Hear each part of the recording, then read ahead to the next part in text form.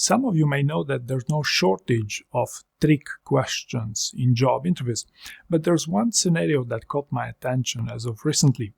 That is the interview question of, have you had any major shortcomings as of recently? Okay, I notice here the recency aspect. Okay, have you had any major failures as of recently? I don't know, maybe you had some major conflicts for which you got laid off and the likes. And my recommendation to you in these scenarios would be to answer with no. Okay, it's not as simple as you would answer no and you'd say, hey, next question, but you would want to pick some other type of story because if you did have some recent shocks in your professional career, that will not play to your advantage.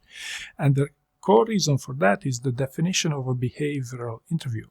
In other words, in a behavioral interview, they look at your past experiences as a predictor of success in your future role. Whereas if you had some major shortcomings as of recently, those will be highly predictive of your performance in a negative way in your future role, right? Now, some of you might argue that, hey, Dan, you know what?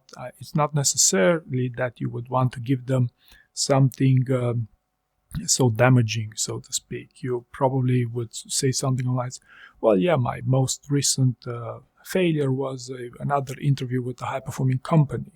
Okay, or you might say that you got laid off and that would be a major failure for you, even though it wasn't your fault.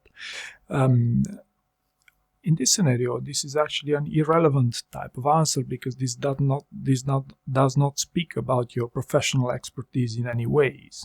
Okay, so it would be irrelevant. So I'd rather go with the answer, no, I do not have any major failures as of recently.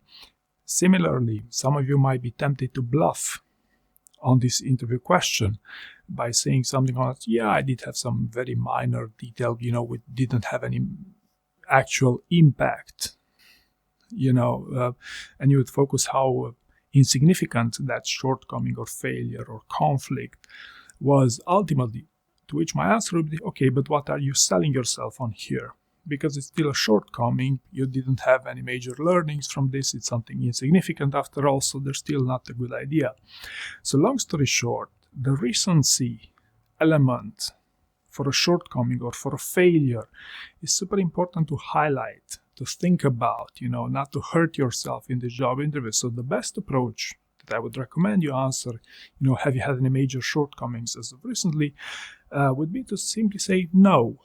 I did not have any major shortcomings as of recently, but there's certainly, I had some shortcomings, I don't know, maybe 1 year ago, depends on how much experience you have, from which you took some great learnings, okay? So that's why I would advise you that you prepare some failure stories for your upcoming job interview, and the way you'd qualify those answers, how qualitative those answers are, how qualitative those failure stories are, would be on their learnings. Okay, so if you could talk about your learnings 50% of the time, that signals that that's a great failure story. Okay, but the recency factor is something that you would want to pay particular attention to, because again, it's a trick question. If they ask you, tell me about a recent shortcoming.